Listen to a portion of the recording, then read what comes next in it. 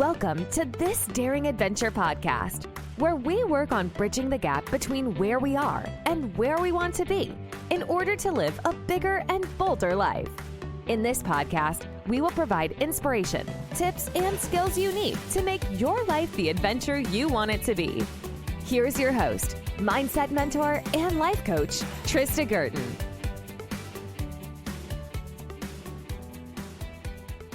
Hey everybody, welcome back. This is episode 67 of This Daring Adventure, and it is on other people's opinions.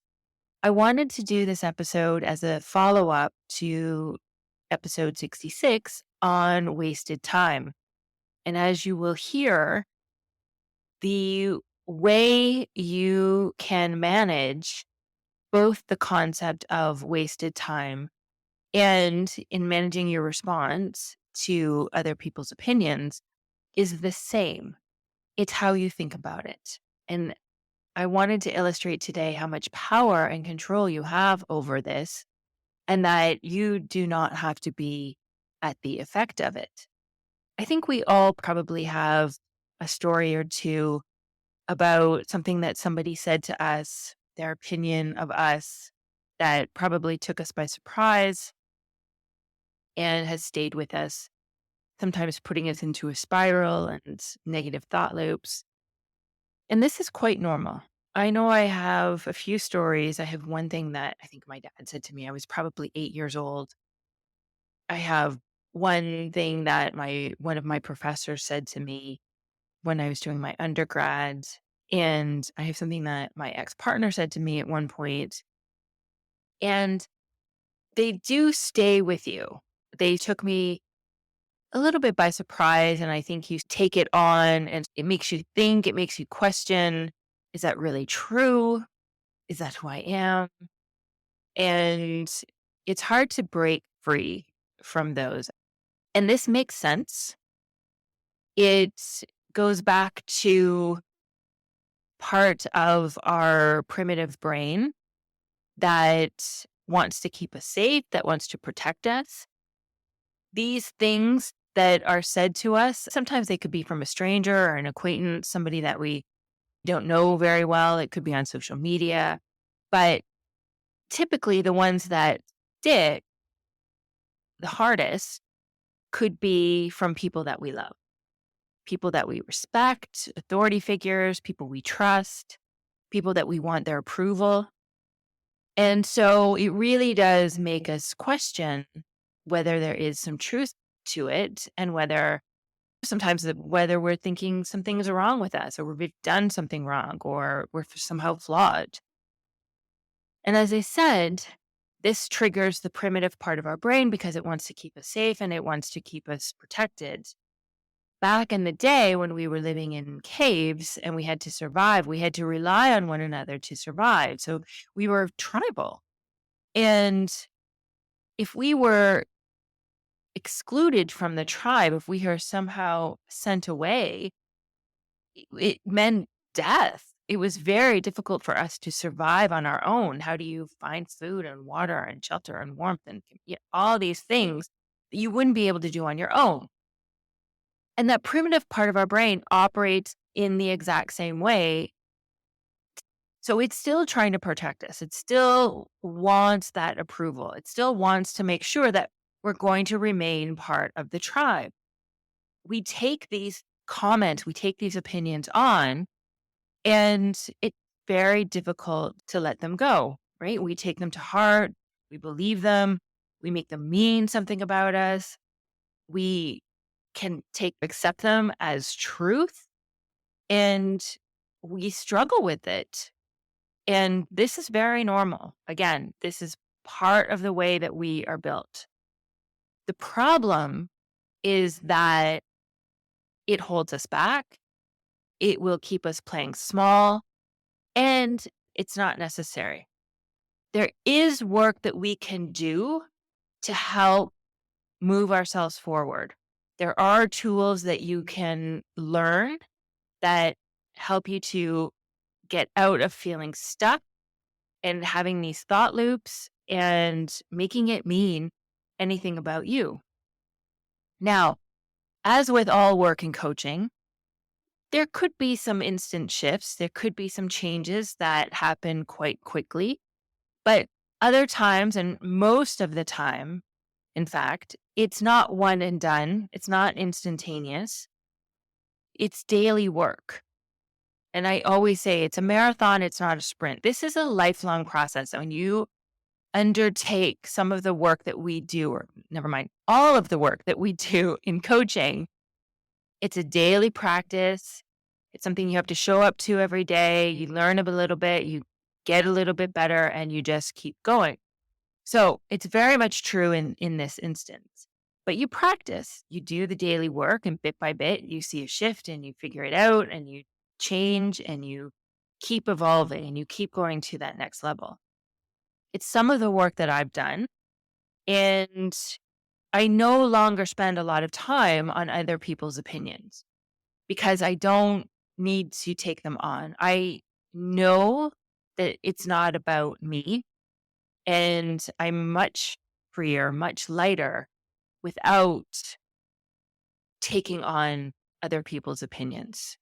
It doesn't get to me like it used to. I don't make it mean as much, if anything, anymore. And it's true, I still have a human brain. So there are moments where my brain starts to go off and I'll start to go down that rabbit hole. But I know how to refocus it and bring it back and not let it drag me into the mud. And that's exactly what you can learn to do as well. And I once heard an analogy from another coach who spoke about the idea that if you have a dog, you might be familiar with this. If you're walking your dog and there is a fork in the road and the path to the right is muddy, and if you walk down that path, the dog is going to get all muddy, roll around. If you have a dog that's into puddles, right? The dog will be covered, will need a bath, and you don't have time for that today. So you take the leash, you lead the dog down the path to the left that you know is drier and that you won't have to deal with the bath and the cleanup and all the rigmarole that goes with it. And this is very similar to what you need to do with your brain. Your brain will start to go down that muddy path. It will start to do the thought loops. It will start to ruminate. It will start to tell you that this is a problem, that there is something wrong with you, that somehow that you've done something wrong, that you're somehow flawed, whatever you're making it mean. There's probably a whole host of things that your brain will make it mean. And you want to be able to learn how to refocus your brain and go to what you want to think about instead of letting it drag you through the mud. Because if you don't manage your mind, it will manage you. I had a client who had taken a massage therapy certification, and she became a massage therapist. But after a year or so, I think it was, she decided that she didn't want to use it. And she started a yoga instructor certification instead. And her partner made a comment and said basically that she didn't stick with things. And why was she doing this yoga instructor certification? Because she never follows through. She never finishes it. She never uses these things. And she did go ahead and complete the yoga instructor certification. But she had been thinking about that comment ever since. And it came up regularly in her mind. And then it was playing on her, and she was thinking about undertaking a new endeavor. She wanted to take a new course, but her partner's voice was in her head. And you can imagine it's holding her back, it's keeping her playing small, and it's keeping her stuck because she hears his voice in her head. She was afraid that he was right and that she wasn't able to stick with things. She wasn't able to follow through. and that she was flighty and not serious. And what we worked on together was, first of all, getting clear on exactly what she was making it mean that he had said this about her. And of course, it was that she was not serious and that she would never be a success. That's what she was taking it to mean. And so that's good to know. That's good to understand what exactly your brain is making it mean. And then we asked if part of it could be true. Is there any part of it that could be true?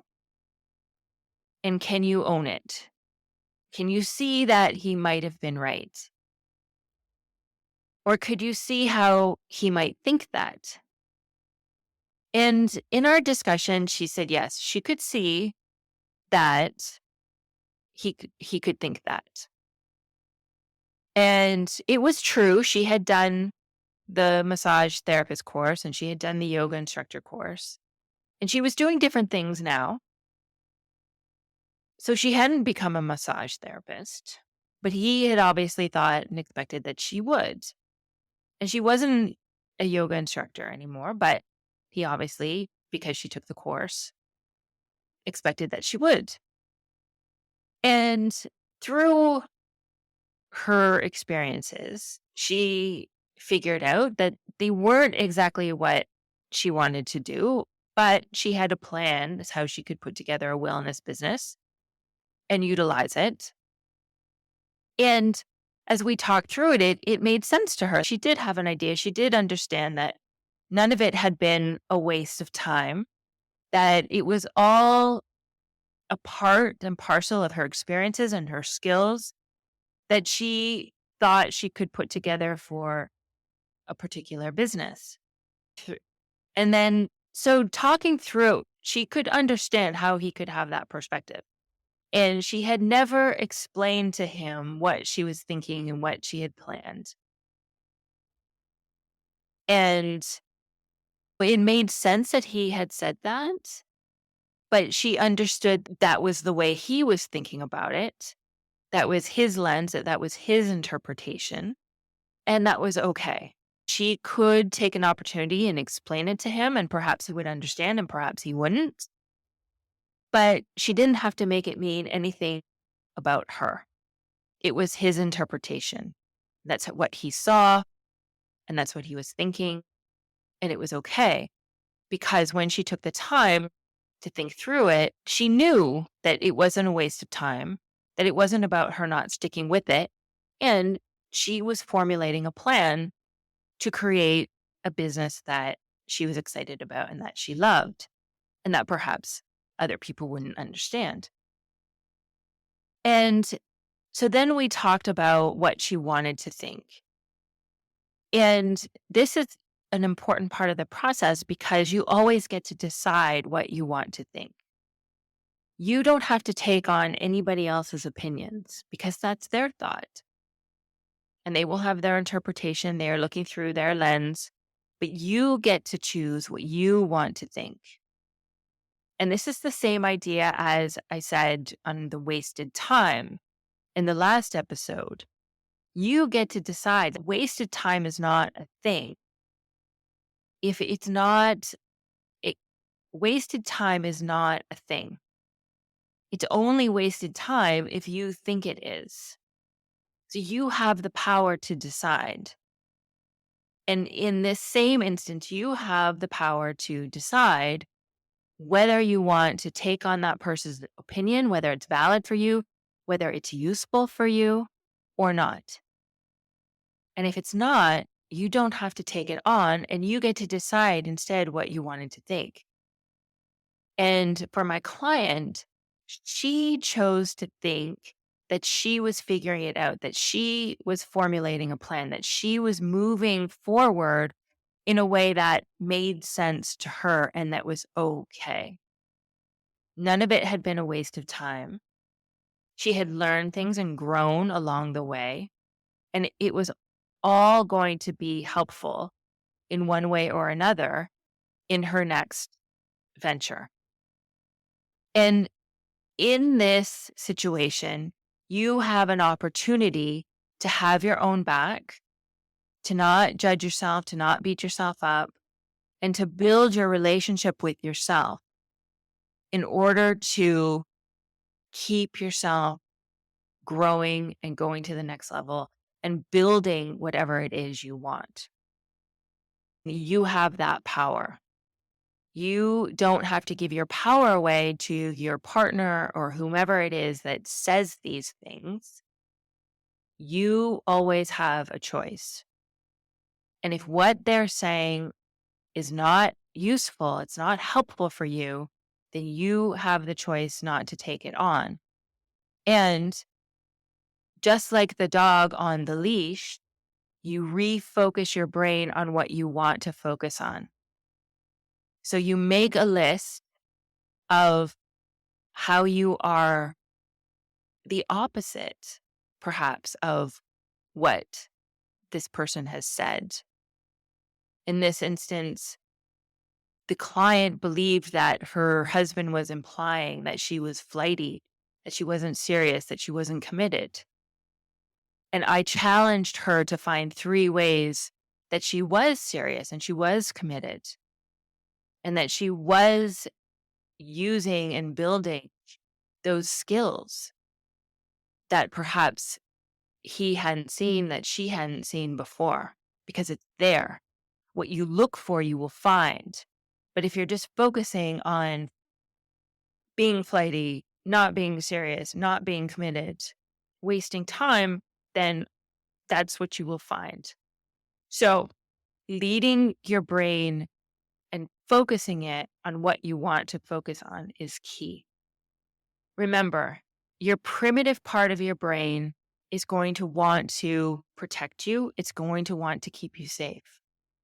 And it's very easy to just let those thought loops spin and go round and round and to focus on the negative and to look for the problems. That's the default setting. That's easy for your brain to do. But as I said, if you don't manage your mind, then it will manage you.